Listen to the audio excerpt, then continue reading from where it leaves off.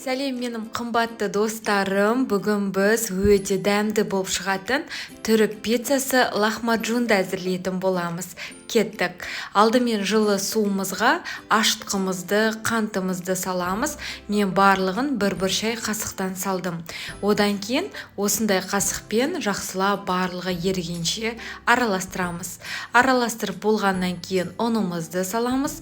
Менде 320 грамм ұн кетті. Барлығын осылай қасықпен араластырамыз.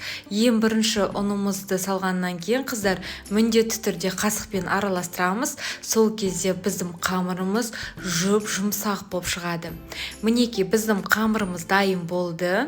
Енді оған 2 ас қасық сұйық майымызды қосып, тағы да бір мәрте видеодағыдай басын біріктіретін боламыз. Қамырын 1 сағатқа көтерілуге алып қоямыз. Енді салмасын әзірлейміз. Біздің қызанағымызға томатымызды, чесногымызды және де ащы бұрышымызды қосамыз. Бұрыштар қосындысын, паприкамызды, тұзымызды қосып, барлығын миксермен езіп аламыз. Үйдегілердің барлығына бұл пицца ұнады, әсіресе дәмі ерекше дәмді болып шығады, сондықтан да міндетті түрде жасап көріңіздер. Енді барлығын осылай қолмен араластырып аламыз. 1 сағат өткеннен кейін мінекей біздің қамырымыз жұмсақ болып көтерілді. Оны теңдей 3 бөлікке бөлеміз. Әр бөлігін дәл видеодағыдай сопақша етіп жайып шығамыз. Жұқа қылып жая беріңіздер қыздар, ештеңе етпейді.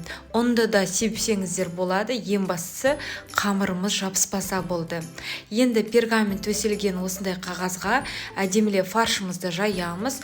120 градуста бірінші қыздырып аламыз, содан кейін 180 градусқа көтеріп 15-20 минут пісіріп аламыз. Егер де конвекция режимі болса, онда 20 минутта сіздің пиццаларыңыз қып-қызыл болып шығады. Ал кәдімгі пеште 20-25 минут уақытта өтеді. Пиццамыздың бетін әртүрлі қылып әсемдесеңіз болады. Қияр, қызанақ, майонез өте дәмді болып шығады пиццаңыз. Сонымен қатар достар, менің каналымда осында жұмсақ болып шығатын тоқаштардың рецебі бар. Ол үшін менің каналыма кіріп тіркелсеңіздер болады. Сіздермен бірге болған Гаухар ас болсын.